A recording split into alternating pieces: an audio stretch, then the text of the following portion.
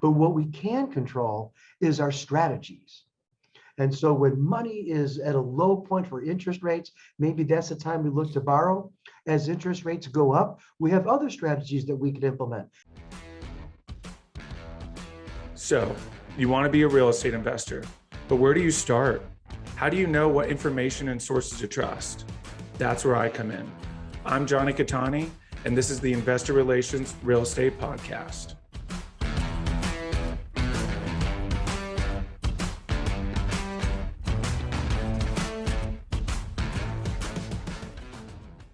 Hey guys, real quick, before we start, go to investwithkatani.com and download my free ebook, Is Commercial Real Estate Recession Proof? Now to today's show.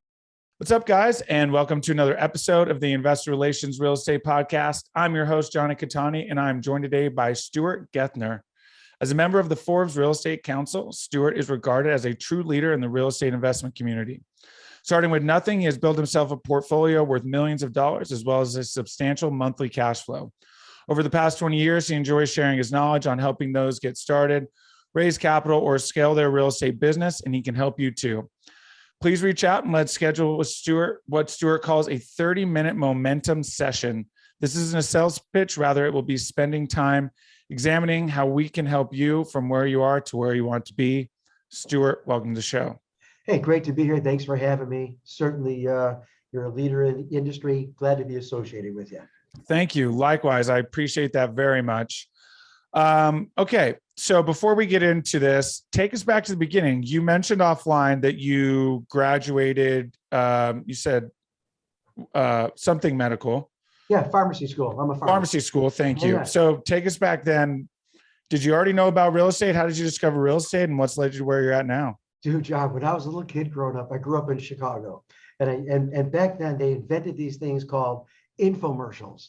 And when I was a kid, I'm watching these guys on the beach in Hawaii, surfing all day and saying they make all this money in real estate.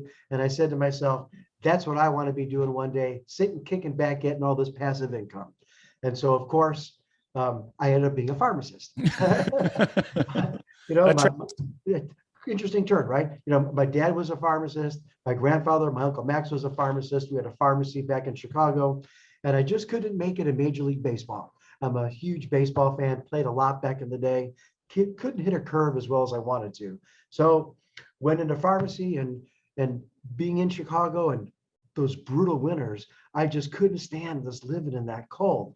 So I looked at a map of the United States, saw where it was sunny, and I came out to Phoenix, Arizona, and worked as a career in pharmacy. So to answer your question, I own pharmacies out here, and I'm talking to one of the hospice nurses, and I'm sure the audience knows what hospice is. And she says to me, do you know what the number one regrets of my clients are? And I said, yeah, probably spending too much time at work and not enough time with their family. And she said, you think so, but you're wrong. And I said, oh, well, what is it? And she said, they live their life for someone else. Wow. And I remembered, back as a kid wanting to be in real estate. I went into pharmacy because my dad, my grandpa, my uncle, and I said, life goes pretty quick sometimes. If I don't make a move at some point in time, before you know it, it'll probably be over and it'll be too late and I'll have regrets. So I had the opportunity to sell the pharmacies and I went into real estate investing, never looked back, great decision. And here we are today. I love it. That's incredible. And now you teach. Obviously, you've learned a ton over the past 20 years. So yeah, we'll get into it. We're obviously headed into an economic cycle that you've been through. So what was in the beginning? Did you get into single family, like kind of your typical route, or did you jump straight to commercial? I started with single family when I was doing my own investing, but I had a couple of partners in the pharmacy business, and with them I learned commercial. So we used to buy the buildings or the strip malls that our pharmacies were in, and we would pay ourselves rent. So I've learned that strategy. But when I started myself, I started in single family, thought that was the way to go. And then as time went on, as you can appreciate, scaling becomes a challenge. And so learn to kind of grow from there. Awesome. I love that. So now what does it typically look like for you? Still active? Are you more focused on the coaching now? Yeah, I have a couple tributaries, as do you. I love teaching. It's something that I've enjoyed doing. I taught for our local RIA for 15 years. I have 12 online classes with the national RIA, and I get invited to speak all over, been up to Calgary. And the whole focus is educating people that it's not hard to get started in real estate and create passive income. People have this conception, or if you will, misconception, that there's this barrier of I need money, I need knowledge. And the fact of the matter is, with YouTube University and people like yourself and mine doing these podcasts, you can gather the information and be able to start at any level. I created this pyramid. Have you ever seen the food pyramid that the FDA puts out? So I created this pyramid with wholesaling at the bottom, fix and flip is the next step, and then buy and hold single family is on top of that. And as the pyramid narrows, we go to commercial or multifamily, and the top is going to be lending, hard money, or buying notes. And those are I created that pyramid, if you can visualize that. And I tell my clients, they can start anywhere in that pyramid. Most folks think they have to start at wholesaling. I'll make a few bucks, then I'll get in a fix and flip. And when I start making some real money, then I'll do some buy and holds, and I'll start to grow that to multifamily. And that's not true. You can enter the pyramid at any cycle. There's people out there like yourself and mine that will help each other, help them get started, joint venture, create what I call a strategic alliance, partnerships where we can work together, because everybody will be able to bring something to the table that complements the other. Absolutely. I couldn't agree more. And, those who've been listening the whole time, there's so many guests who have started at the bottom of that pyramid, right? They considered, commercial real estate, the good old boys club. That's what you graduate to after you've done your time at these other levels. And like you said, that's just absolutely not the case, right? You can jump right in. There's so many, I think, one misconception with commercial real estate is they think, oh, it's these big high-rise office buildings. But, as soon as you get to 5 units on a multifamily, that's technically considered a commercial real estate, right? It's no longer residential. Yeah. So it doesn't require you to have to go out and buy these big, massive assets. So someone's been listening to podcasts, YouTube University, they're ready to take action, but they have no idea what to do. Where should they start? So that's so in my opinion, you always start with the end in mind, right? And that's a very popular book by Stephen Covey. You start with his rule number 2 of the seven attributes of highly successful people. What is it that you want to accomplish? And as you mentioned, I provide everyone a complimentary 30-minute momentum session if they'd like to reach out to me. And then we'll start with the end in mind. If you don't have clarity, if you don't know what you're looking for, then you'll look at everything. And so I see people who sign up for this wholesaler and they sign up for that wholesaler, and they're looking at all these different opportunities, and they're thinking, I'll buy an opportunity, instead of creating the clarity of what they're looking for. Because once you know what you're looking for, that white picket fence, ideal property, seek and ye shall find. And so, but you got to seek and you got to know what you're looking for. So we always start with the end in mind, and then we kind of work backwards, if you will. I love that. Big proponent for reverse engineering. Mm-hmm. It really gets you, like you said, allows you to niche it all the way down to, okay, this is exactly what I'm looking for, instead of just, looking at 100 different deals and you have no idea. You're like, yeah, these might be good. I have absolutely no idea. Right. So we jump on a 30-minute call with you. It sounds like this is where we start. What's your end goal? Kind of take us through a step-by-step here a little bit, kind of high level of what that looks like. So for me, everybody's going to be in a different situation, and everyone's going to have, whether it's past experiences, whether they're good or they're bad. And we want to make sure that we start with a fresh, clean slate, if you will. So whatever happened in the past is behind us. It doesn't matter anymore. We want to focus on the future. We want to find out where you are financially, where your mindset is, where your attitude is, because in my opinion, this is just my opinion, mindset and attitude are probably the 2 most important qualities. They're more important to me than how much money you have. Yep. In today's world, I remember back in 08 and 09, you could buy property, any type of property, commercial, residential, multifamily, on the courthouse steps for pennies on the dollar, right? But nobody had any money. The banks had dried up. They took away your home equity line of credit, your HELOC. They took away your credit lines. And so that was a challenge. Fast forward to today's market, there's a lot of money on the sidelines. And so those folks that are intimidated by, I don't have the money, that to me, that's just an excuse. The mindset and the attitude and the clarity that we spoke of what are you looking for? And I help you narrow that down. What's realistic? If you say to me, I'd like to make $10 million by the end of this year. Well, I'm not sure that's very realistic. So let's make some goals that are, as you know, the SMART goals that are measurable, that are attainable, that are realistic, time tested, and we're able to put down a scenario where we can create it. And so I call that the 10,000 foot view. And then we'll chop that up into bite-sized steps as to what do we need to do next. And so it's not really hard. I use this example. Pharmacy school was hard. Passing my boards was hard. Investing in real estate, it's been around like forever. So to be able to get started, happy to help you. Absolutely. And I think too many people get caught up with, well, I shouldn't say too many, but one thing I notice is this sort of reinvention of the wheel, right? You absolutely do not need to come in here and reinvent the wheel. Now, certainly you'll need to learn, like you said, what you want, what you're going for.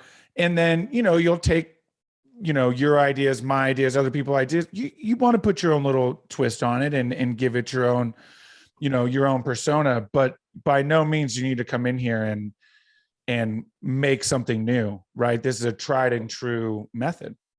Tried and true, been going on for years. I remember, like I said, back as a kid, these guys in Hawaii sitting on the beach making money.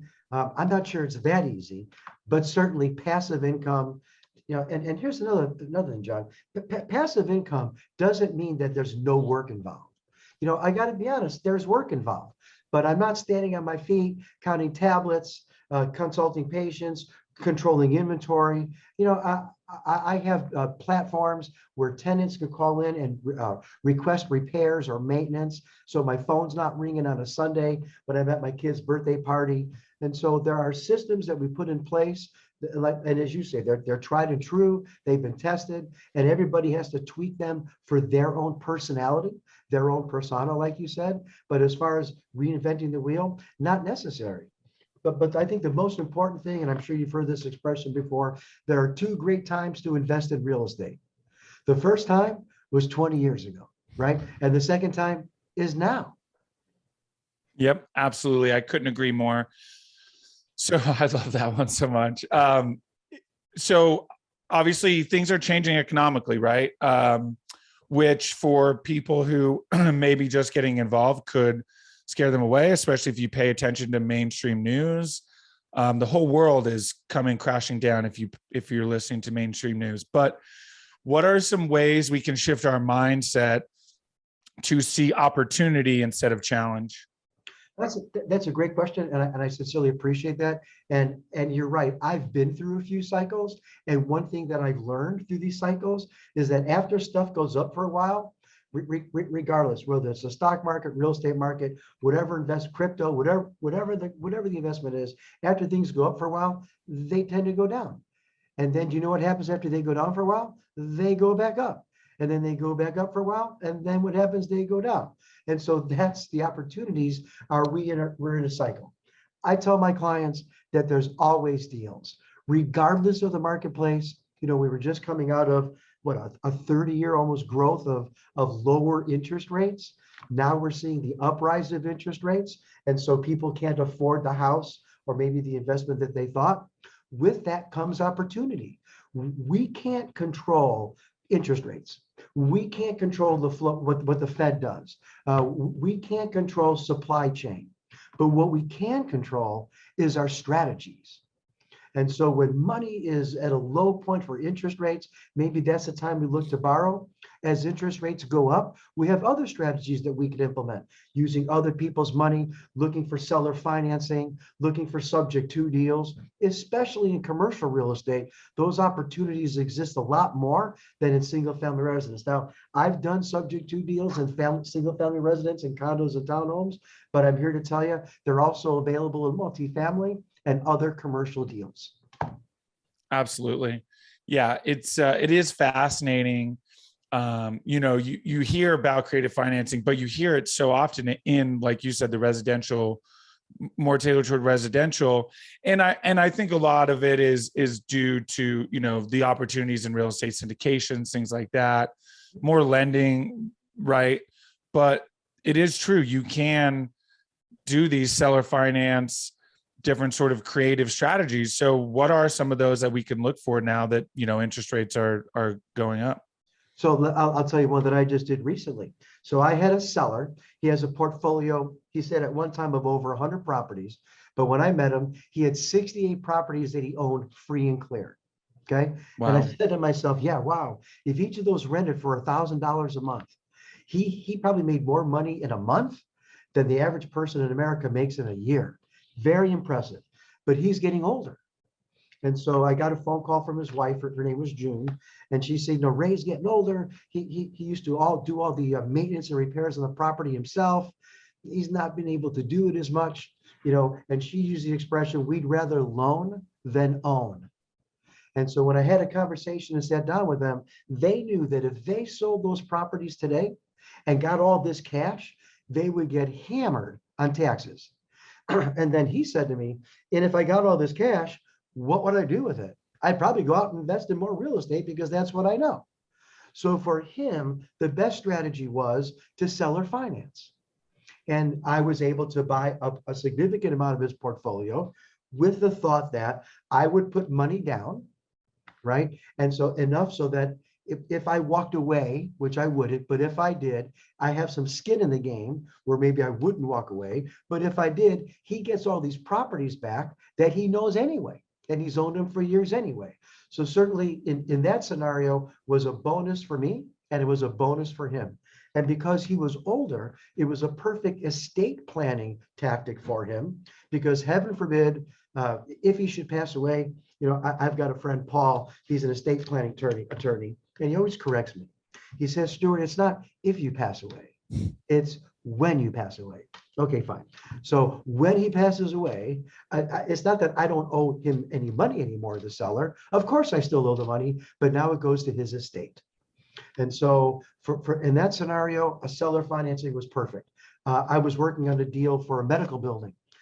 Myself being a pharmacist, knowing medical, and especially when we had during the pandemic, in my opinion, if you still needed to get an x-ray, if you still wanted to get your teeth cleaned, if your baby was sick, you still had to go to the doctor. We could do this telehealth thing to some degree, but at some point I need to see, the patient needs to be seen. And so certainly I thought medical would be a great place, and it was. And one of the sellers we were working with, again, didn't need all the cash right away, still had a loan on the property. And in commercial loans, those loans, many are assumable. And so he needed a certain amount of cash to get out of, I could assume the loan, give him his cash, and whatever the deficiency was and how much I owed, he took as a seller carryback in second position. And so these are all opportunities that we have. Certainly as interest rates continue to go up, if they do, again, I don't have a crystal ball. I always joke mine broke, but if interest rates still continue to go up and people get priced out of the market, we're going to have more motivated sellers. And that's what we look for in real estate. Not people that, and motivated doesn't mean that they're distressed. Motivated means maybe sometimes they're just done. They want to move on to the next chapter of their life. And we're coming in and helping them and doing them a favor. Make sense? Absolutely. Makes perfect sense. And I love that perspective, because certainly we could see some distressed assets come across, right? I mean, some of these adjustable rates, whatever, what have you. But I like that motivated, right? There's probably a good chunk of people, and it sounds like you're already starting to find them, but people are just like, I don't want to go through another one of these economic cycles, and so they're motivated, right? And these creative strategies give us a way to really create a win-win where they can avoid capital gains, even almost 100% potentially, depending on how creative you want to get. And then obviously gives us as buyers still opportunities to go out and find these opportunities. I mean, you look back, in the 80s when interest rates were like, in the double digits, people were still doing deals So the opportunity is still there. Just have to be willing to go out and get creative. And I think this is where we kind of come full circle. And this allows us to create strategic alliances and partnerships. If you're new, find a way to add value, maybe to someone who is, more experienced and different things like that. Would you say this is a good opportunity?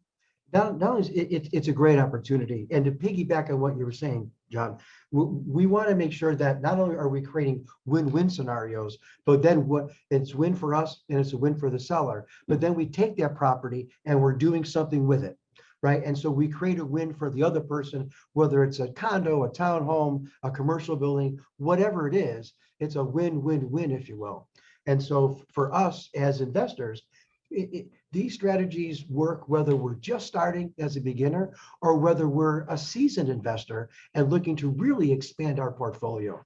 And so even if you're just getting started and you're not sure how these things work, certainly they're available.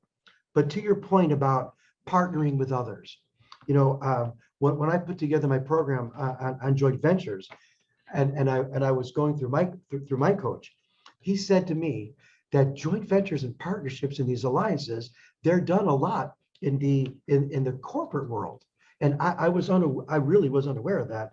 And he said to me, did you know that 15% of all Coca-Cola, which by the way is one of my favorite drinks, 15% of Coca-Cola every day is sold by only one vendor. And he said, think about that. Across the whole world, whether it's a grocery store, bars, whether you go to Slurpees, whatever it is, one vendor sells 15% every day. And I was like, McDonald's.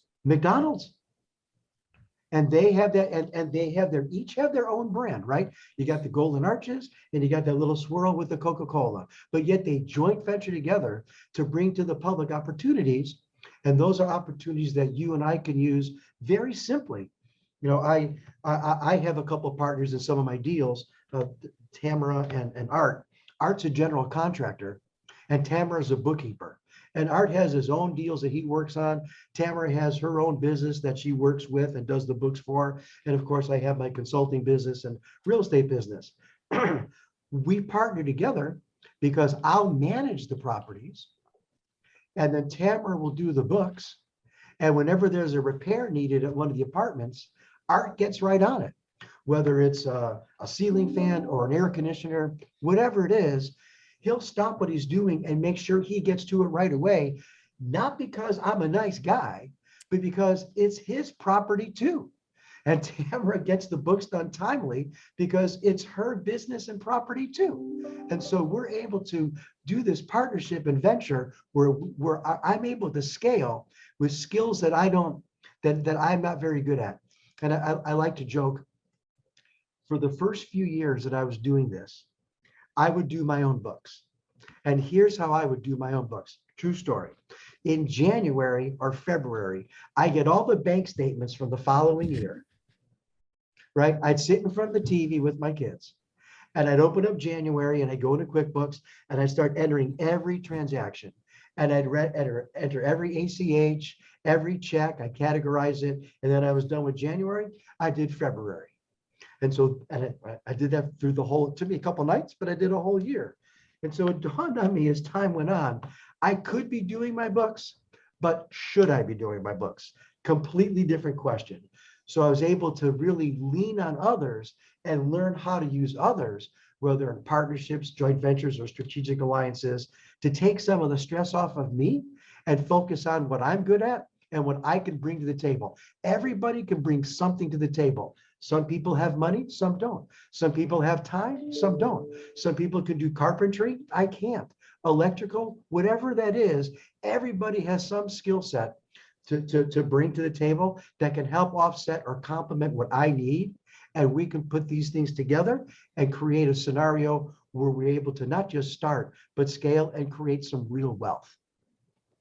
It's so true. It's so true. And especially like you said, which this is a perfect segue. Let's touch on this real quick, is scaling, right? In the beginning, solopreneurship is so common, right? You almost have to wear a lot of hats, and that's okay, right? That's totally okay. but you reach that point of scalability and that just doesn't scale.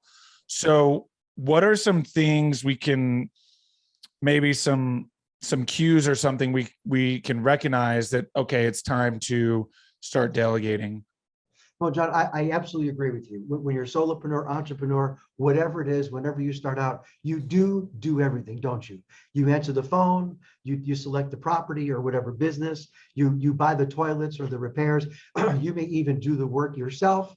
You take out the garbage, you balance the books, like I just gave the example. And so you do everything because you don't have the money and you don't have the resources to be able to go out and pay a bookkeeper or afford those things. And so the key indicators for me is when stuff starts falling through the cracks, when I'm not getting some stuff done that needs to get done, whether it's, I mentioned for me was bookkeeping, not doing a very good job at it. And for me, as I scaled, in other investors who wanted to invest with me wanted to see my books. They wanted to make sure I was financially sound. They wanted me to have that transparency. So that helped me, leaning on a bookkeeper who are not that expensive, who could do things virtually. You don't need to have, in the old days, you'd have a whole accounting department, usually in the office, where there's a bunch, and they have receivables and payables, and mail would come in and checks would go out. With everything today being virtual, with everything today being digital, it's very easy for someone to be 1,000 miles away doing my books, and I can still have complete access online. We can both share the bank account wherever that is and have access to those things. So when you need to start scaling, you would start scaling in some things that maybe either A, you're not good at, or things that are falling through the cracks where you need support. It's all about support. And when I work with partnerships and I work with clients, one of the main key rules that we talk about is our ego. And we always make sure we check our ego at the door and we do what's best for the partnership. And we have what I call these defined roles. It's very important to have, in my opinion, defined roles of who's got what sandbox, right? So my accountant, the books are now, that's his sandbox. I have access to that sandbox. I own the company. I could look in that sandbox. I could do what I want as I run reports in that sandbox. His only request to me is, please don't play in my sandbox. Don't delete transactions. Don't add transactions, right? Just let me know what you're doing. I'll take care of the finite pieces. So yes, when it comes to scaling, you'll know when it's time. And then again, feel free to reach out to me, help you create those resources. Other folks that you've had on those podcasts, other networking events that people could go to virtually or in person, where you'll make relationships. There's this expression, it's not what you know, but it's who you know, but it's kind of both. You want to make sure you have the knowledge of how things are done. And so you want to make those relationships where you can count on people to be there for you and lean on them when you start to really scale and your time becomes less available for those other important tasks. Yes? Absolutely. I really, really love that perspective, because that's a really solid way to define it, where if things are starting to slip through the cracks, that's when it's time. Things like bookkeeping, can be pretty obvious in terms of, okay, that's not what I want to do. But some of the less obvious things, what are some ways we can kind of determine whether or not, or I guess determine what our unique ability is, or superpower, whatever you want to call it, and then, be able to delegate the rest? And let's be honest, people who are starting to get into this and they don't do the real estate investing full time as we do, they have what I call competing commitments. They may have a job or a career. They may have a family. They may have with their family kids and other things that take some of their time. And let's not forget what they call a work-job balance. You want to have time for downtime, whether it's working out or hiking or biking, whatever it is that you do. You just don't want to work all the time. And so we need to find other people to help us. And I know we were talking about this before, back in the old days, if you want something done right, you got to do it yourself, and in today's world, you don't need to do it yourself. We've got virtual assistants. We've got Zoom. We've got platforms where we can interconnect with other people to support us and help us achieve what we need to do while we help them achieve what they need to do as well. I love that. Thank you so much for that. Well, as we wind down here, I've got 5 questions I asked all of my guests, the final 5. First question, Best advice you've gotten from a mentor? Never quit. Never quit. I'll tell you, you never fail unless you quit. And so, we all heard about Thomas Edison and the light bulb, how he's tried 10,000 times, and people just joked at him as far as what he was trying to accomplish. And his comment was, I found 10,000 ways that don't work. The guys that invented the airplane, the Wright brothers, they just owned a bicycle shop, and they said they were going to try to make something fly.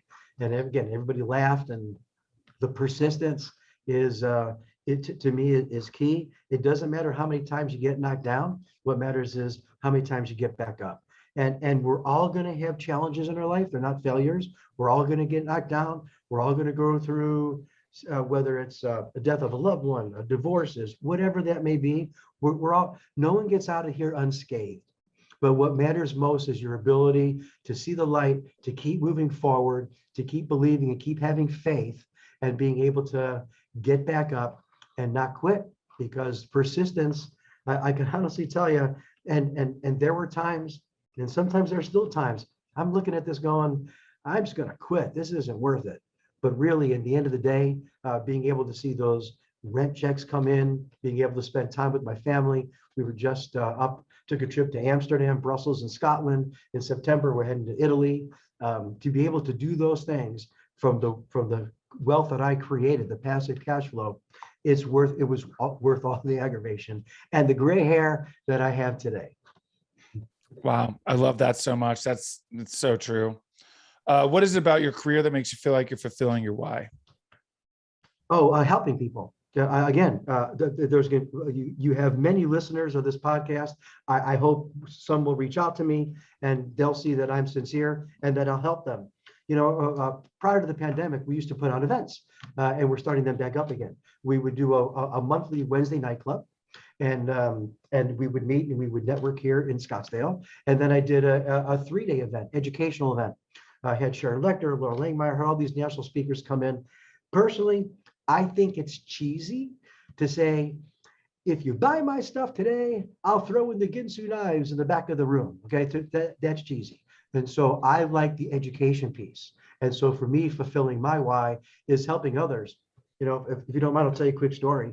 When I sold my pharmacies and I wanted to start in real estate investing, I pulled out the Sunday paper. And the Sunday newspaper used to have all these want ads in it. This was go back a few years before everything became virtual. And there were these things called FSBOs, right? For sale by owners. And I made this list of all these questions I'd ask these FSBOs on Monday morning when I got started in my career. And so it was like maybe 10, 20 questions, and not that they were really solid questions, right? And what I realized, first thing I realized when I called people on Monday morning was people are at work. Nobody was really answering my phone on Monday, but I did get a few people that would call me back and a few that answered. And I would go through these list of questions that I thought I would be on the phone for an hour.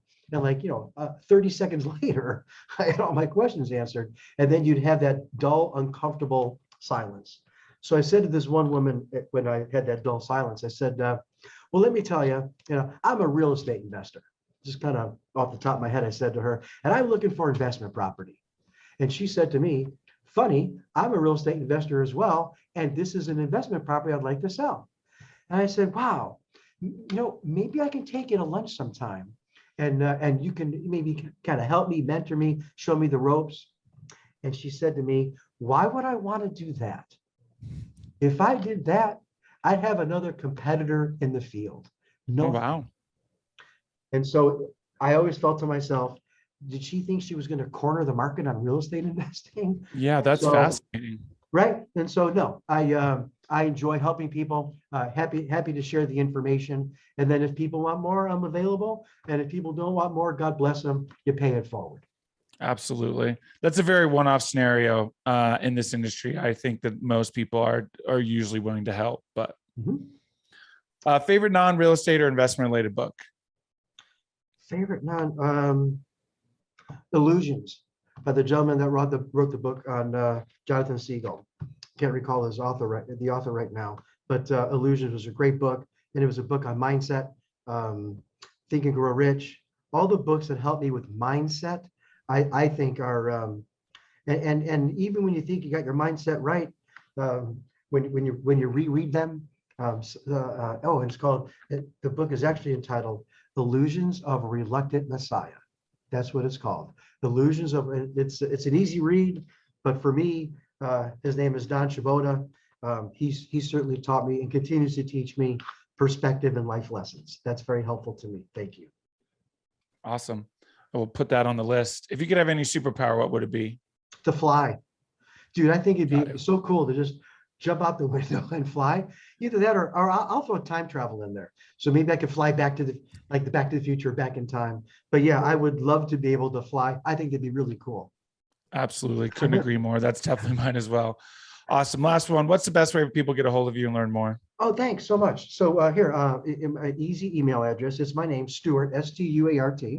That's email, Stuart at, and then my name, Stuart Gethner, Stuart, Gethner, G like George, ETHN like Nancy, ER. Stuart at stuartgethner.com. The website is contactstuart.com. And my phone number, 480-443-4500. That's 480-443-4500. As big of a company as we are, and as much as we've grown over the years, I'm still proud to say that I answer the phone. When you work with me, you get me, not me or one of my teammates or one of my associates, and I'd be honored to help. So that's how you can get a hold of me. I love that so much. For those of you who are wanting to start out, book a call him directly, take action. That's the biggest thing for sure. Stuart, thank you so much. This has been incredible. I really appreciate your time. John, thanks for helping me. And I tell you again, I really enjoy helping people getting from zero to somewhere, and everybody's got to start somewhere. So thanks for allowing me to share that on your podcast today. Absolutely. It was my pleasure. Hey guys, thank you so much for watching today's episode. I hope you really enjoyed it. Listen, I know it's cliche and you hear it all the time, but please don't forget to like and subscribe to the channel so you know when the next video is coming out. Even though this is technically a daily podcast, you know it's coming out the next day. We have a ton of content coming your way. So please like and subscribe. It helps a ton. Leave comments. Would love to know what you guys think. And we will see you on the next one. Thanks so much.